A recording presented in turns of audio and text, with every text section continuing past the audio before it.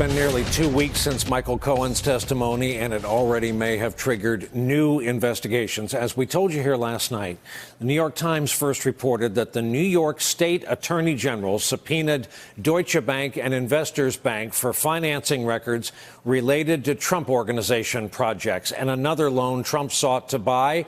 The Buffalo Bills of the National Football League. The president, clearly unhappy with the news, said today, quote, New York State and its governor, Andrew Cuomo, are now proud members of the group of presidential harassers.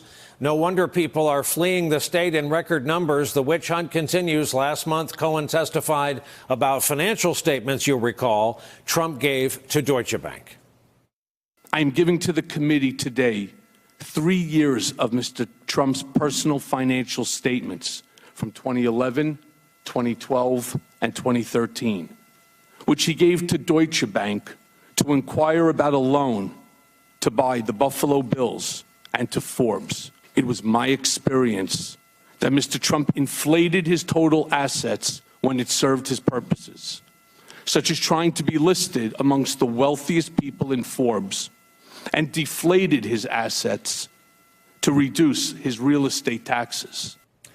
Just last week, NBC News reported the New York State Department of Financial Services subpoenaed the Trump Organization's insurance company as part of an investigation into Trump's businesses.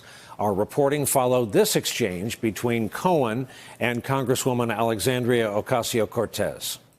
To your knowledge, did the president ever provide inflated assets to an insurance company? Yes. Who else knows that the president did this? Alan Weisselberg, Ron Lieberman, and Matthew Calamari. And where would the committee find more information on this? Do you think we need to review his financial statements and his tax returns in order to compare them?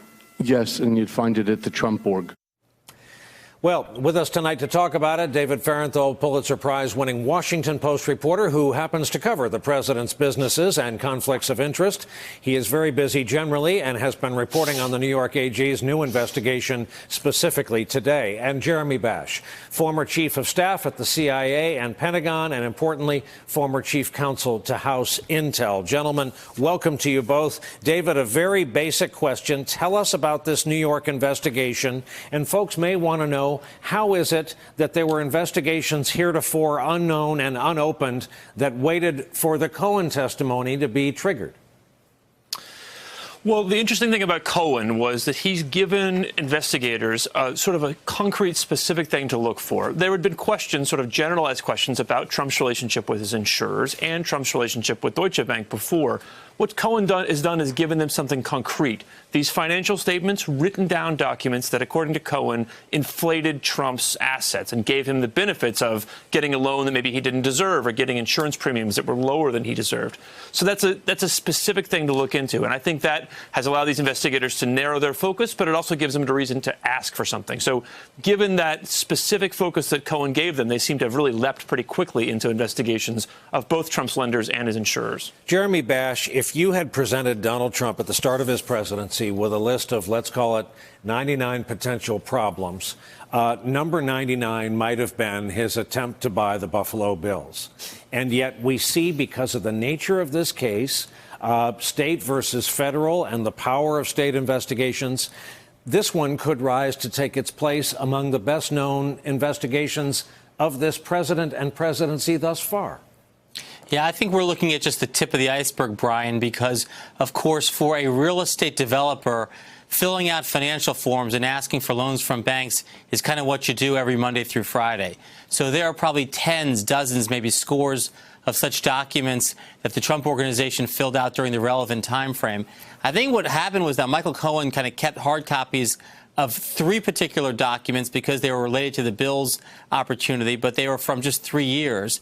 And I think when investigators dig into this, whether those investigators are from the Attorney General's office, whether they're from the Southern District of New York, or whether they are from the House Financial Services Committee, there are going to be a lot of documents to go through, a lot of witnesses to interview. And David, the president famously said his family business would be a red line. Imagine how it feels to be all these who now see their names in print and in lights and are now going to get dragged through this investigation, whether they like it or not, wrongdoing or not. That's right. Those third parties, and we're talking in this particular case about Aon, the insurance broker, and Deutsche Bank, those third parties are hugely important to me because, as you said, the Trump organization is going to fight tooth and nail to keep all this data secret. That's what it was built to do. But if you're Aon, if you're Deutsche Bank, you may have a calculus where you say, am I going to go down for Donald Trump? Am I going to defend Donald Trump's secrecy? Or am I going to cooperate with the U.S. Congress, which will be there when Donald Trump is gone? Am I going to cooperate with the New York Attorney General, who has power over me because I operate in New York State? Those third parties know a lot about Donald Trump and what he's represented to them over the years. If they decide their interest is in cooperating and in not protecting Donald Trump's secrets, a lot more could come out into the open. Also, David, an asterisk. This president, as you well know and have reported on, his press coverage is so important to him that the set of these statements were given to Forbes because why they rank their annual listing of wealthiest people. That's right. The main usage of this, there were three main uses: insurers, lenders, and Forbes. One of the funny things about these statements is if you read them in full, the full copy of them includes sort of a two-page caveat from Trump's accountants at the beginning saying, basically, don't believe any of this. We wrote it all down, but we didn't check any of it.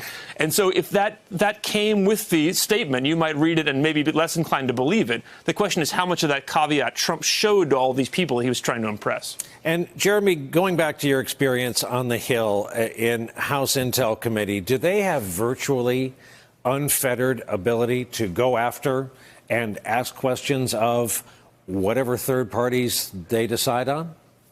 Well, they have wide jurisdiction, particularly if it's in the context of an investigation over which foreign powers may have leverage over the Trump organization and fundamentally over American foreign policy. And if the theory of the case is that, for example, Russian sources of capital were laundering money through Deutsche Bank and that money was finding its way into the Trump organization to fuel some real estate projects, then I think the chairman has grounds to issue subpoenas to those lenders and those third parties. Now, whether they cooperate or not, that's a different story. I tend to think that those who want access to the American financial institution, big financial institutions operating here in the United States, would comply with a congressional subpoena without question. Hey there, I'm Chris Hayes from MSNBC. Thanks for watching MSNBC on YouTube. If you want to keep up to date with the videos we're putting out, you can click subscribe just below me or click over on this list to see lots of other great videos.